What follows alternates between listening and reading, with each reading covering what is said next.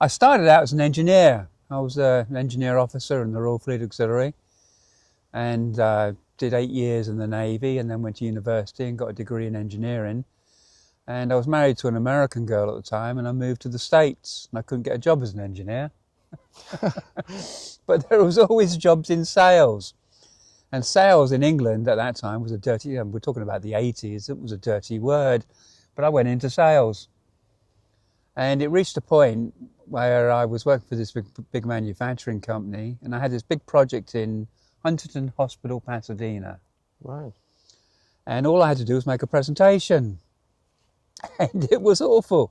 It wasn't who I thought it was going to be there. I walked into this room, there was a sea of people looking at me, and I just wanted the ground to open up and swallow me, and I really messed it up. Yeah.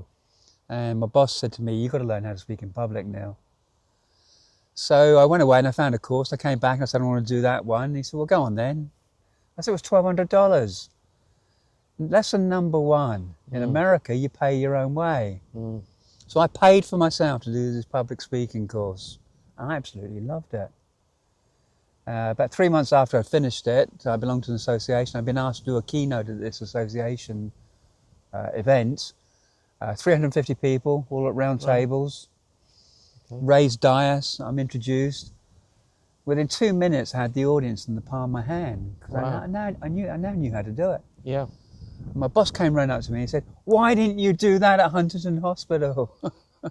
And I can still remember to this day the words that came out of my mouth. I said, "Steve, it wasn't that I couldn't, I'd never been shown how to." Yes. And as those words came out of my mouth, I went, "Ooh, it wasn't I couldn't, I'd never been shown how to."